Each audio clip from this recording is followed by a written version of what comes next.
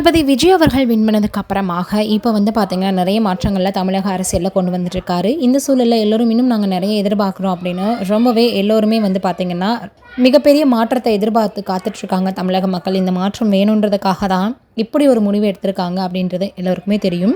இந்த சூழலில் இப்போ என்ன இருக்குது அப்படின்னு பார்க்கும்பொழுது, திருச்சியில் ஒரு 2-3 நாட்களுக்கு முன்னாடி ஒரு மோசமான விஷயம் நடந்தது எல்லோருக்குமே தெரியும். அதை எல்லோருமே ரொம்ப இதுக்கு என்ன தண்டனை கொடுக்க போகிறாங்க அப்படின்னு ஆர்வம்ன்றதையும் தாண்டி கோபமாக வெயிட் பண்ணிகிட்டு இருந்தாங்க பொதுமக்கள்னு சொல்லலாம். இப்படி தொடர்ந்து இது கண்டினியூஸ் ஆகிக்கிட்டே இருக்கே, இது எப்போ தான் போய் முடிய போகுது அப்படின்னு எல்லோருக்குமே மன வருத்தத்தையும் தாண்டி மிகுந்த கோபம் இருக்குது. அப்படி இருக்கக்கூடிய ஒரு சூழ்நிலையில் ஒரு பெண் அமைச்சரிடம் ஒரு கேள்வியை கேட்குறாங்க. அதுக்கு அவங்க சொல்லியிருக்கக்கூடிய அந்த ஒரு வார்த்தை ரொம்பவே எல்லோருக்கும் வேதனையை கொடுத்துருந்தாரு. ஏன் கீர்த்தனா அவர்கள் அப்படி சொல்லியிருந்தாங்கன்னு இப்போது அதை வச்சு மிகப்பெரிய அளவில் சமூக வலைதளங்களில் என்னென்னவோ பேசி வராங்க. இதை பற்றிய ஃபுல் வீடியோ லிங்க்கையும் கீழே இருக்கக்கூடிய ஃபுல் வீடியோ லிங்க்கையும் கிளிக் பண்ணி பார்த்து தெரிஞ்சுக்கோங்க.